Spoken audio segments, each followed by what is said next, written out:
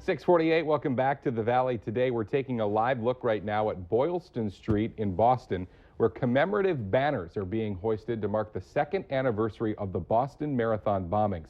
A citywide moment of silence is set for 2:49 this afternoon. That's the time when the first bomb exploded. The mayor has also called for people to engage in random acts of kindness to honor those killed and hurt back in 2013. Hi again and good morning, everyone. Thanks for waking up with the Valley Today. I'm Lisa Vidot here with Kyle Bosch. 11 minutes before the top of the hour, and we're starting our nonstop news and weather all the way to the 7 o'clock hour to help you plan your day. And we start this morning with new information on the murder of a Minnesota boy whose body was found in the Mississippi River over the weekend. Prosecutors suspect the father of Barway Collins may have killed the boy for insurance money. Investigators say Pierre Collins had 2 life insurance policies on Barway.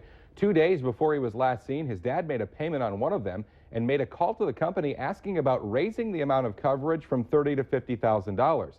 A second insurance policy not only covers Pierre for $100,000, but each of his dependents for $20,000. A criminal complaint says when Barway's body was pulled from the river Saturday, his feet were bound together with duct tape, and a piece of duct tape was also wrapped around his torso.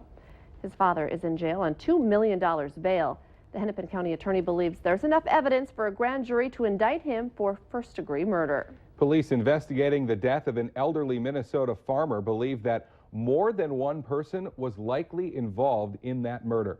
90-year-old Earl Olander was beaten, bound, and found dead at his Carver County home on Saturday. Police say there was no evidence of a break-in or a weapon being used, but the house had been ransacked. A 15-year-old Minnesota girl has been arrested in connection with an attack of another girl on the White Earth Reservation. Video of the incident was posted to Facebook, and the victim's mother came to us after she said police weren't doing enough to bring her daughter's attackers to justice. Tribal police now say they've arrested a teenager involved in that assault on the reservation about a week ago. The suspect is in the Moorhead Juvenile Detention Center. Police say she was arrested after violating a probation order. Just hit 6:51 on this Wednesday morning. Time to get a look at weather and traffic on the ones. And we start with meteorologist Robert Hahn. And we had some southerly breezes during the overnight hours. That's kept our temperatures relatively mild for this time of year. 42 degrees at Bemidji, also 42 degrees up in Baudette. We're at 51 here in Fargo, a string of 50s from Thief River Falls over to Grand Forks and Devil's Lake. Just a few clouds well off towards the north, those moving away from us. We're going to see a lot of sun for the bulk of the day, and we're going to see some clouds increase later on this afternoon and into this evening. Those clouds moving in from the south. With no clouds around, we've got no precipitation around. A dry day today, but could see a little bit of rain very late tonight, early tomorrow morning as we head through the next 24 hours. Northern plains continue to be dry, and it's going to be windy and warm as well. And you know what that means, high fire danger once again in place across the region. Snow, some of it locally heavy in the northern portions of the Rockies. Some areas going to see over half a foot of snow and quite a bit of rain stretching from Missouri and Arkansas off towards the east through Tennessee, Kentucky, and into the Carolinas, and even parts of Georgia starting to see some thunderstorms at this hour. For us, we're going to see those temperatures continue to rise throughout the day, and by this afternoon, again, we're going to start to see some increasing clouds. Today's winds strong. Strongest we've seen this week, 20 to 35 miles per hour, gusting as high as 45 miles per hour in the Southern Valley, 55 miles per hour up north. Late tonight, early tomorrow morning, we'll start to see a little bit of rain developing over parts of the area. And then that's going to quickly slide off towards the east and northeast and get on out of here. By the noontime hour, most of that rain well off towards the east. And by tomorrow evening, most of the clouds well off towards the east. A clear night tomorrow night. It looks like a sunny day on Friday. Windy, warm, and dry. Red flag fire warning. And again, that in effect for this afternoon and this evening for the entire area. Wind advisory also in effect. 70s today, 60s Thursday, Friday, and Saturday. That chance for some morning rain tomorrow. 50s for your Sunday and Monday. And along with that, a chance for a bit of rain. That's a look at your weather. Time now for another look at your traffic with Al Ahmed. Good morning, Al. Good morning to you, Robert. Good morning, everyone. I'm headed east into Moorhead this morning. Let me tell you something. It's a sunglasses morning out here, particularly if you're driving east. Traffic is starting to thicken up. No two ways about that. Interstate 29 traffic is very busy, particularly northbound. Interstate 94 traffic is heaviest westbound. I want to remind you again on Interstate 29, we have that stalled truck north or southbound Interstate 29 just south of 19th Avenue. Drive carefully today. Al Ahmed Valley Today traffic. It's now 7 minutes before 7. The city of Detroit Lakes is moving forward on a controversial hotel and condo complex near the beach despite the threat of a lawsuit by the Minnesota DNR. Yeah, some DL council members say after years of sitting empty, it's time for the lot at the foot of Washington Avenue to be filled. DNR officials say the project disregards state law protecting shoreland area and city ordinances on height restrictions. The project's developer says the project will improve runoff and water quality coming off the site. Dorms will reopen at 7 this morning for students evacuated from the University of Mary in Bismarck. More than 3,000 students spent the night off campus when a huge grass fire reignited and came within feet of campus buildings. More than 1,500 acres burned in that fire south of Bismarck. 3 pieces of oil and gas legislation are headed to North Dakota Governor Jack Dalrymple's desk.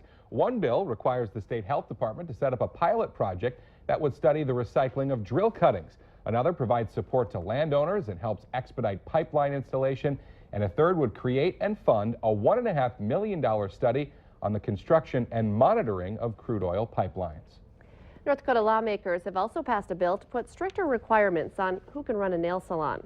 It says new rules say a manicure salon must be operated and supervised by a master cosmetologist or manicurist, and a salon that only provides skin care must be operated and supervised by a master cosmetologist or esthetician. Supporters are trying to avoid health and hygiene problems in salons. 5 minutes before 7, in this morning's Healthier Me, acetaminophen can be found in many pain relievers, and it's often used to reduce fever. A new study now, though, from Ohio State University shows that it not only dulls your pain, but also dulls your joy as well. Yeah, researchers had participants in the study view pleasant and disturbing photos after taking the drug. Those who had taken acetaminophen didn't react strongly to the photos, as strongly to the photos as those who were given a placebo. The study's authors have concluded that in addition to reducing physical pain and even psychological pain, acetaminophen also reduces your positive emotional response. They say that the drug might be an all-purpose emotion reliever. Well, it is that time of year when we're going through the closets, getting rid of some of the winter stuff, putting the coats into storage for a year, and maybe thinking about some new spring wardrobe items. This season's styles are anything but dull. The Valley Today's Christy Larson joins us live from West Acres Mall with what is on trend and what number outfit is this? Every single time we've talked to you, you've had something new and fabulous on. Good morning, Christy. I like to change outfits. I like to dress up. So this is outfit number 5 because we wanted to give you guys a good look at what is out there this year. And so this is the white hot look, right, Nikki? Yes, exactly. White is a very, very popular color for spring, from head to toe, which is kind of the look we have for you right now. Crop tops are also coming back into style, and this is a really nice way to pair crop top with a high-waisted pencil skirt. You can get the midriff in there if you move around a little bit, but if you're uncomfortable, you can put a tank underneath there, but you still get that look that you can pull off really nicely. And this look is from Express, and then we paired it with just a neutral necklace from New York & Company and a great shoe from Macy's. And too, we showed people some other styles and we have them behind us. I mean, the nautical look is coming back, some of the 70s. And then also just for some of those casuals, you want to add some of those pops of colors that are in this year. Yeah, there's some great colors out. We have a lot of those sorbets and neutrals, and even some of that olive green and marsala colors coming back too. So mixing all those colors and prints, you can really make a bunch of different styles. And like we said, it's all about trying new things on, and also kind of it's good to hunt for sales. We're both bargain hunters over here, and it's okay to splurge on a few items, but if maybe something isn't your style, you're not sure, then look for it on sale. And we do have all of our tips that we've been going over this morning up already on valleynewslive.com, and you can see all the outfits that Lisa and Kyle and I were put in. And again, guys, this is just one way that you can kind of stay up to date, and no matter which look you use, if it's a casual one or a professional one, you can look very well this spring. Yeah, very cool. You know, you see them put it together, it's like, oh, it makes sense. I would have and never it's so done that cute when to put that on top, Yeah. right?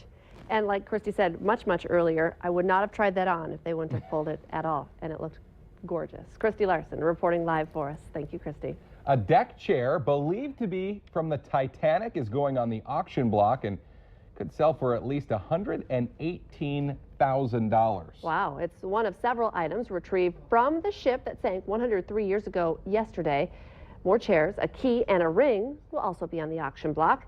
The historic items were retrieved from a rescue boat at the site where the luxury ship sank in 1912. Remember, if you want to stay updated on breaking news and weather alerts throughout the day, just sign up for our Valley News Live text alerts. Head to our website, valleynewslive.com, and click on the text alerts button for all of the details. Let's get our answer now to our question of the morning on Facebook. Today's question: the average woman will wait 4 months before doing this. The answer: she'll wait 4 months to say, I love you. If you want to take part in our question of the morning, all you have to do is head to our Valley News Live Facebook page and join the conversation. She'll wait 4 months to say, I love you to her significant other, and wait 4 seconds to say, oh, I love this outfit. Funny When how that the people at Westaker's pick it out for you. I love true. those shoes. I love this purse. That necklace. Christy's been kissing her purse all day. Exactly. All right, once again, red flag fire warning once again. We don't love that. A windy and warm day today. We're just going to leave it on that. Today's winds 20 to 35 miles per hour out of the south, gusting as high as 45 in the Southern Valley, 55 in the Northern Valley. Not only will the wind contribute to that fire danger, it's going to kick up some dust. Could see some blowing dust this afternoon and this evening, particularly on east-west routes near those open fields. Don't discard the cigarettes and be careful, extremely careful with any barbecuing. Thanks for waking up with the Valley today. More local news and weather in 25 minutes. Have a great Wednesday, everybody. We'll see you tomorrow.